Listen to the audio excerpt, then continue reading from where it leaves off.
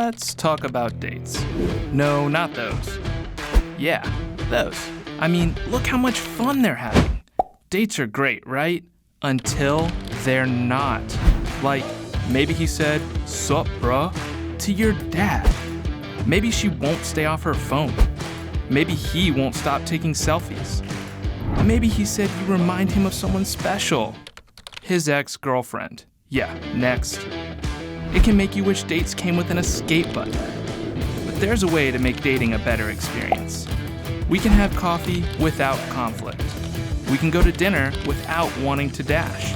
We can save the date. What's up? My name is Trey, and you need to know a little something about me. I've been on some bad dates, and I'm not gonna tell you about all of them because honestly, that would make this way too long, but I am gonna tell you one story. So it was a few weeks before I was a sophomore in college, and I started hanging out with this girl who she and I had kind of met through some mutual friends. And she was planning to attend the same college as I was, and so she needed help moving. And so of course, I volunteered to help. I mean, what an incredible opportunity to be the hero and show that I was a stand-up guy. So we get stuff loaded into her new place, and I noticed that she had a few pieces of furniture that needed to be put together. So once again, I'm the guy. I mean, this was my chance to go the extra mile and be the helping hand that she needed. This wasn't just any furniture that needed to be put together. It was from IKEA. Now, you may not live near an IKEA, maybe you've never even heard of it. IKEA is like this massive furniture store that sells incredible stuff for really cheap. If you get your own place someday, chances are you'll probably end up buying some IKEA furniture. But IKEA also has a negative quality. It can be an absolute nightmare to put together. So I opened this ridiculously massive box, and inside I see this brand new dresser that she wants me to put together.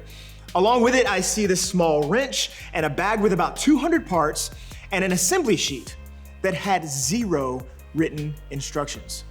It just had numbered steps and stick figures. So I'm looking at this thinking, all right, cool. Like steps, figures, parts, I could do this. Well, a lot could go wrong, as it turns out. In fact, by the time I realized that I had skipped a few too many steps, one drawer didn't work and I had way more spare parts than I should have had. By the time both of us were tired and annoyed and over it. And I think probably at that moment, she was probably over me.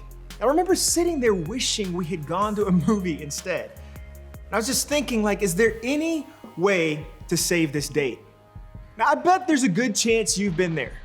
Maybe you went on a bad date one time and it seemed like everything went wrong. Or maybe you've never even been on a date. Or maybe some of you have been on like 3 dates and they've all been awesome. Good for you. Now, regardless, the next couple of weeks are for all of us. We're gonna be talking about dating. And maybe you don't even use those words, date or dating. Maybe that idea seems, I don't know, dated. Because there are actually a million ways to categorize a relationship. Maybe you're hanging out. Maybe you're talking. Maybe you're just texting. Maybe that person moved 2 states away and you're still FaceTiming every day. But to simplify things, I want to go ahead and use the term dating, and we'll define it like this. It's being in a relationship, whatever that looks like for you, where the other person means more to you than just being a good friend. Now, even though dating is a thing, no matter how you define it, you may not really be interested in talking about it, and there might be a few reasons why. Like, maybe some of you are in a situation that doesn't have a label. You're both fine with not defining the relationship. You don't need things to be exclusive. You're just having fun, you're hanging out, so why would you need to make things more intense than they need to be? It could be that dating isn't even on your radar. Maybe you have so many things going on when it comes to school and your life that you can't even imagine adding a relationship. Or maybe you can't seem to meet someone you're interested in. You might be open to the idea, but nobody really meets your standards. Or, and I know this one, the person you're interested in isn't interested in you. So on top of all this, you might be thinking, awesome. I get to hear about dating from someone at church who's probably gonna tell me that dating is bad and no one should ever date. We should just pray and read our Bibles and just be single forever. Now, if that's you thinking that and you wonder where I'm going with this, don't worry. This isn't gonna be about convincing you to not date or making you feel guilty about having a boyfriend or a girlfriend or for wanting to. This series isn't about encouraging you to not date at all. I wanna help you date well. Because no matter where you fall on the dating spectrum, from you're solidly single and proud of it, to maybe you are soulmates with whoever you're soulmates with, chances are good you're probably going to date at some point. And I think if you're gonna have a relationship one day, what we're talking about today is gonna give you the best shot at saving the date and having that incredible experience. Now, you may be surprised to hear that the Bible actually has a lot of helpful things to say about dating. I mean, it was written thousands of years ago, which means dating definitely wasn't the same as it is now. But stay with me for just a few because I think this could be really, really helpful. So the book we're gonna look at today, it's called Proverbs. It's dedicated to wisdom, which just means that it's about gaining knowledge and then applying it to your choices. Most of Proverbs was written by this guy named Solomon. And early in Solomon's life, God gave him a crazy supernatural level of wisdom to rule God's people. He was wise, but just because he knew better didn't actually mean he always did better. Have you been there? Some things he learned the hard way. But now, whether Solomon learned from doing it right or getting it wrong, you could say Proverbs is the ultimate guide, like the secret sauce to making wise choices. And when it comes to dating, gaining and applying wisdom is the best way to save the day. So let's start with a little bit of Solomon's wisdom. It says this: put your outdoor work in order and get your fields ready. After that, build your house. So hold on for just a second. Like a lot of things in the Bible, even though this verse was directed at a specific audience about a specific thing, it has some universal wisdom that makes it relevant for all of us. Solomon's actually talking about the best way to build a house, and his to-do list was shockingly basic. 1, get your land ready for a house. 2, build your house. Now, I don't know how much you know about building a house, but you could probably guess that a big part of getting land ready for construction is making it level so you can lay a concrete foundation. Just like you can't put furniture together by skipping steps or doing them out of order, and I know we've all tried it, you can't build a house that way either. You need to take the right steps in the right order. And the most critical part of building is having a foundation in place before you actually build. I think life works the same way. I mean, preparation is the foundation success is built on, which sounds good, right? Like, put that on a motivational poster. But here's the thing, even though we know that's true, don't you and I also try to be successful without first having that foundation? I mean, think about it. We know we have a big test coming up, but we don't actually study until like 10 minutes before the test, right? Or we know we need a certain GPA to get in our preferred college, but we don't start taking our grades seriously until like the middle of our junior year. Maybe we know that we have a big recital next week, but we've barely rehearsed, or tryouts are on the horizon, but we've been playing Xbox way more than practicing your game. Here's the thing, this isn't about shaming people. We've all done this. I know I have. It's human nature to look for the easiest route, but life doesn't really work that way. Now, if we want a good result, and I'm guessing when it comes to dating, you probably want as much good as possible, we have to take the right steps in the right order. And dating, it's no different. I mean, remember Solomon's guide to home building? If we apply it to our dating lives, it would say this: 1, get yourself ready to date. 2, then date. In other words, instead of waiting to find the right person, come on, work on becoming the right person. In other words, when it comes to dating, becoming the right person is greater than finding the right person. If you want to save the date and you want your relationships to have the best chance at succeeding, start by building a good foundation. And that means you have to start with you. And that doesn't really come naturally to all of us. Now, I want to look at a passage of scripture that talks about love. It's from a letter that the Apostle Paul wrote to the church in Corinth.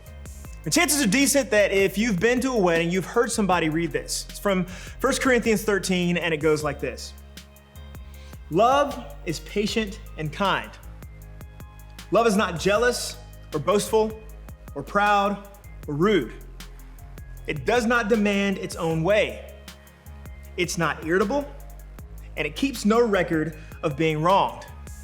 It does not rejoice about injustice, but rejoices whenever the truth wins out. Love never gives up, never loses faith, is always hopeful, and endures through every circumstance. That's a good list, right? I mean, the way Paul talks about love makes it sound pretty nice, and I bet most of us heard that list and thought, I sure would love to find somebody like that. But if we need to lay a foundation and focus on ourselves, before we think about anybody else, you have to ask, what does this passage mean for me? It means that before we start looking for these incredible loving qualities in somebody else, we focus on becoming that kind of person right now. Because here's the truth, learning to live this way and demonstrate these sorts of qualities, it pays off whether you're dating or not. Learning to be patient and kind and not proud just makes everything better, from your friendships to your family life to your dating life. When you work on these qualities in your life now, it definitely pays off later. See, I think we tend to believe that when we meet somebody we're interested in, we'll just naturally treat that person well. But honestly, when it comes to loving somebody well, we just need practice. We don't just become patient or just become kind by accident. It doesn't always come naturally. So if you want a great dating life, now or later, we have to focus on becoming these things now. Now, I get it. Some of you have been dating for a long time, but I want you to know it's never too late to work on becoming the kind of person Paul is talking about. And if you're not dating somebody right now, you're in the perfect position to work on becoming. So in the spirit of really short to-do lists, here are 2 steps to get started. 1, choose what you want to work on becoming. 2, practice. Now you might remember that Paul gave us a pretty big list to work from. So let's shrink that down just a little bit. This week, I want to encourage you to focus on just 2 of the qualities he talked about, being patient and being kind. Now this may sound small, but think about it. Are you always patient? And I mean with everybody. Are you always kind? It can be tough. But my point is, we can work on these things all the time, whether we're dating somebody right now or not. You can practice with everybody in your life. You can practice patience when your friend is a little too sarcastic with you in front of other people, or your sister borrows your shirt and then spills soda on it, or a teammate just can't seem to do anything right on the field. You can practice kindness when your stepmom has been short with you all week, or maybe somebody in your friend group sends unflattering texts about you to somebody else, or your little brother is getting on your every single nerve. Now maybe it sounds crazy that like the way you treat your sister or your stepmom can impact your dating life, but I think it's true. Eventually there will be days when your boyfriend or your girlfriend doesn't seem so perfect, hard to believe. When they get on your nerves, or when being patient and kind with them is honestly really inconvenient. And if you practice these traits and develop these qualities in yourself, they'll be easier when you need them in your dating life, whether that's in the next couple of weeks or years down the road. Now, as I kind of wrap up, I want you to think back to Paul's list. Love is patient. It's kind. It's not jealous. It doesn't demand its way. Wouldn't it be amazing to meet somebody else who had those qualities? Of course it would. Now, think about this. What kind of qualities would that person be looking for? Who do they want to date? Probably somebody with the same qualities, right? Patient people, kind people, people who put others first are so much more attracted to people with those same qualities. So becoming a person who has those qualities not only makes you happier, but it instantly makes you more dateable, which is not a bad bonus. If you practice patience and kindness, just those 2, it could have a huge impact on your relationships, both today and in the future. So, Instead of focusing on finding someone or deciding if they're right for you, work on the foundation of your house. Because when it comes to dating, becoming the right person is greater than finding the right person. Patience, kindness, remember that.